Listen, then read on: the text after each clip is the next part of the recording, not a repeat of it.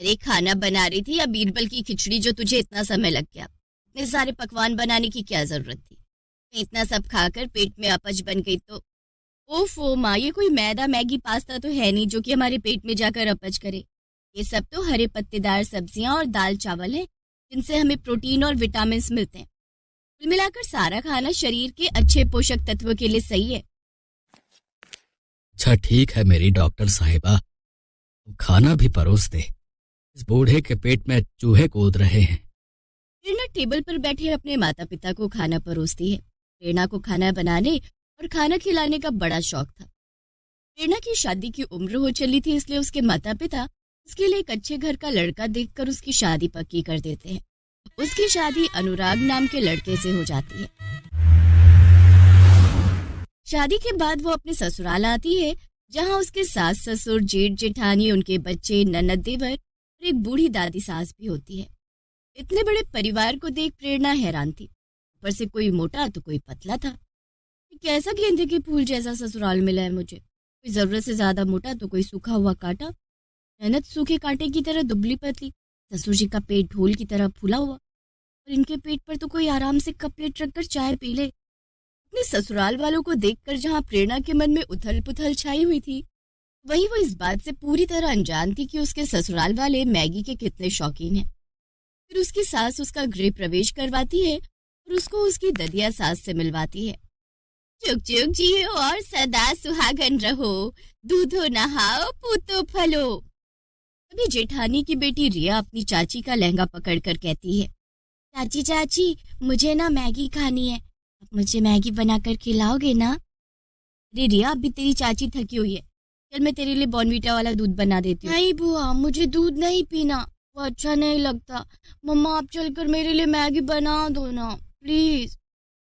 अच्छा कोई बात नहीं, मैं तुम्हारे लिए मैगी बना देती हूँ। ऐसे भी मैगी बनाने में 2 मिनट तो लगते हैं।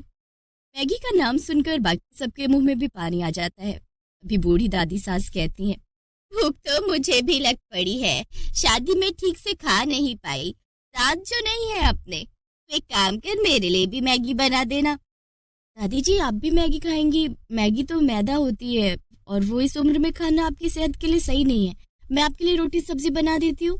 अरे नहीं नहीं बहू, मेरे दांत नहीं है तो वो मुझसे चबाई नहीं जाएगी, तू मैगी ही बना दे, मैं झट से सुड़क लूंगी। प्रेरणा मैगी बनाने जाने लगती है। धीरे धीरे बाकी सभी भी मैगी खाने की फरमाइश करते हैं। बेचारी प्रेरणा अपना लहंगा पकड़कर रसोई में जाती है और सबके लिए मैगी बनाने लगती है। कुछ देर बाद वो मैगी लाकर सबको टेबल पर परोसती है तो सभी ससुराल वाले दोनों हाथों से फटाफट मैगी खाने लगते हैं।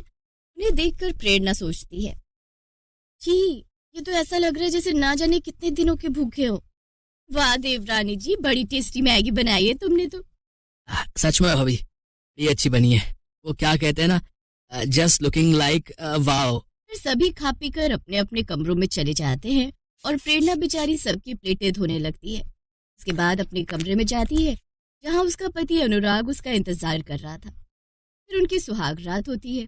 फिर अगली सुबह प्रेरणा नहा कर तैयार होकर अपनी पहली रसोई के लिए किचन में जाती है और सबके लिए तरह तरह के पकवान बनाती है। आज तो सब मेरे हाथ की बनी ये मलाई चाप, शाही पनीर, दाल मखनी और मिक्स वेज खाएंगे तो खुश हो जाएंगे। सब अपनी उंगलियां चाटते रह जाएंगे।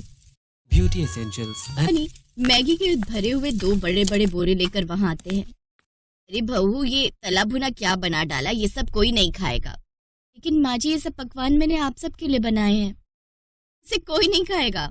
यहाँ सब मैगी खाते हैं। लेकिन कल रात सबने वही तो खाई थी। अरे उसे खाना नहीं, चखना कहते हैं। हमारे यहाँ तो हर रोज 1000 मैगी बनती है, तभी हम सबका पेट भरता है। 1000 मैगी के नाम से तो प्रेरणा को चक्कर आने लगते हैं। ये भगवान, ये लोग इंसान है या राक्षस? फिर मुझे क्या, मेरे लिए तो आसानी है, झट से पानी उबालो, मैगी डालो, बस फिर बन गई मैगी। ऐसा करो, आज तुम प्याज के तड़के वाली मैगी, सूखी मैगी, तरी वाली मैगी, मसाले वाली मैगी और मीठी मैगी बना लो।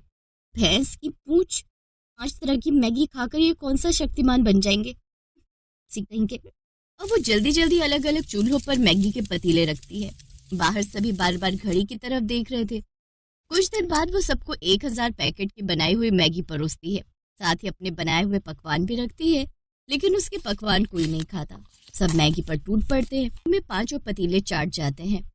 सब अपने कमरे में आराम करने चले जाते हैं और बेचारी प्रेरणा सारे बर्तन और रसोई की सफाई में लग जाती है। इसी तरह अगले दिन भी उसके सभी भुक्कड़ ससुराल वाले उसे मैगी बनाने के लिए कहते हैं। अभी आज न जरा चटपटी मैगी बना देना। हाँ, कल नमक मिर्च थोड़ा कम था। ठीक है ननद जी, वैसे आप दोनों भी चलिए ना मेरी मदद के लिए। अरे बस मैगी उबालनी तो है, कौन सा उसमें समय लगेगा। जाओ अब देर ना करो, सब खाने के लिए इंतजार कर रहे हैं। जी जेठानी जी। प्रेरणा रसोई में जाती है तो बाहर से आवाज आती है। और कितना समय लगेगा? जी बस लाई। तो ये खुद के सारे रायते की तरह फैले पड़े हैं। ऊपर से ऑर्डर तो ऐसे कर रहे जैसे मैं बहू नहीं काम वाली हूँ। मसाले खोलते वक्त वो उसकी आंख और नाक में भी चला जाता है, जिससे उसे आंखों में मिर्च और छींकें आने लगती हैं। वो जल्दी से अपना मुंह धोती है, बाद मैगी परोस कर देती है। इसी तरह रोज रोज मैगी खाने से सबके पेट में दर्द रहने लगता है। किसी को दस्त, किसी को उल्टियां होने लगती हैं। यहाँ तक कि एक रोज रिया की तबीयत काफी ज्यादा गंभीर हो जाती है। साथ ही ददिया सास की हालत भी बहुत गंभीर हो जाती है। उन्हें जल्दी से अस्पताल ले जाया जाता है, जहाँ डॉक्टर उनसे कहता है, देखिए इनकी आंतों में मैदा जम चुका है। इतनी मात्रा में मैदा खाने से लिवर या किडनी आगे चलकर खराब हो सकती है। यकीन नहीं करेंगे डॉक्टर साहब, लेकिन मेरे ससुराल में हर दिन 1000 पैकेट मैगी बनती है। आप लोगों को पता नहीं मैदा हमारे शरीर के लिए कितना ज्यादा नुकसानदायक है। आप लोग ये सब छोड़कर घर का हेल्दी खाना खाइए और घर के कामकाज भी करिए ताकि शरीर हेल्दी रहे, नहीं तो एक दिन तबीयत काफी ज्यादा खराब हो जाएगी। दिनों बाद वो दोनों ठीक हो जाते हैं और अब प्रेरणा के ससुराल वालों को अपनी गलती का एहसास होता है।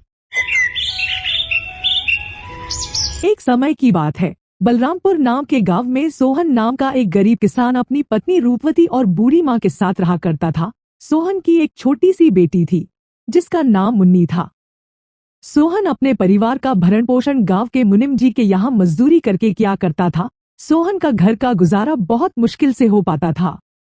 सोहन के पास थोड़ी सी जमीन थी जिस पर रूपवती दिन भर मेहनत करके तरह तरह की फसल उगाती और गांव के बाजार के दिन सब्जियां और फल बेचा करती थी। सारे बलरामपुर वासी रूपवती से ही सब्जियां और फल खरीदते थे।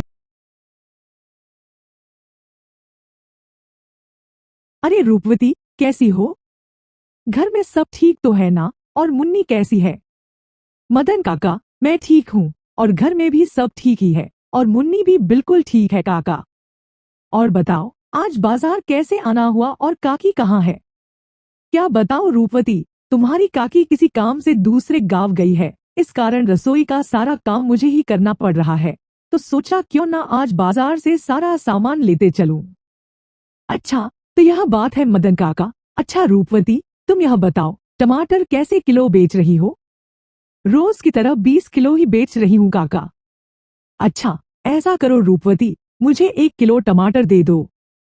क्यों नहीं काका, देती हूँ। इतना कहकर रूपवती मदन काका को 1 किलो टमाटर दे देती है और बदले में मदन काका से पैसे ले लेती है।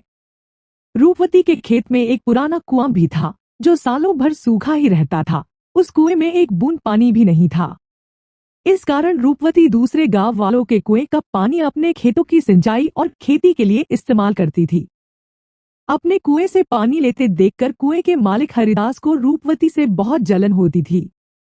एक दिन जब रूपवती अपने खेतों में मेहनत से काम कर रही थी, तभी वहां कुएं का मालिक हरिदास आता है और रूपवती से कहता है, अरे रूपवती, कैसी हो? खेतों का काम कैसा चल रहा है?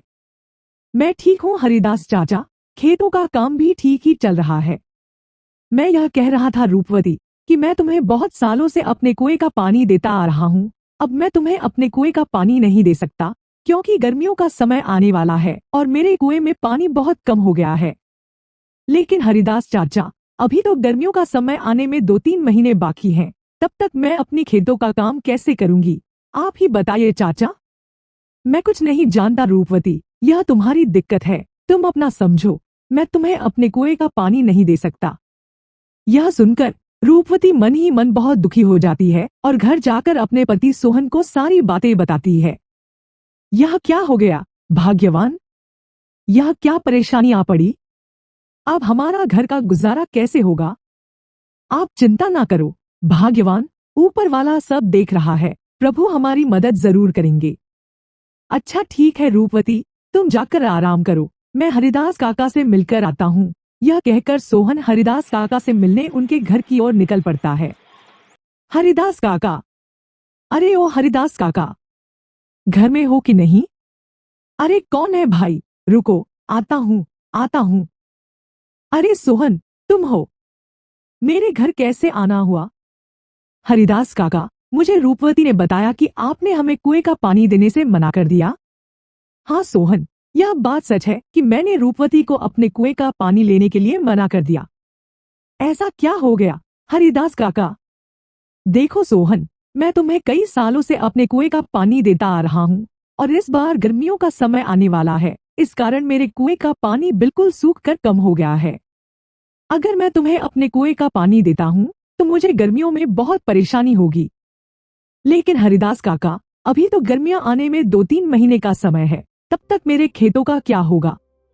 मैं कुछ नहीं जानता सोहन, मैंने रूपवती को भी कहा था कि यह तुम्हारी समस्या है, मैं तुम लोगों को अपने कुएं का पानी नहीं दे सकता। सोहन हरिदास काका को कुएं का पानी देने के लिए मनाने की बहुत कोशिश करता है, लेकिन हरिदास नहीं मानता। फिर सोहन दुखी होकर थकार के अपने घर की ओर निकल पड़ता है।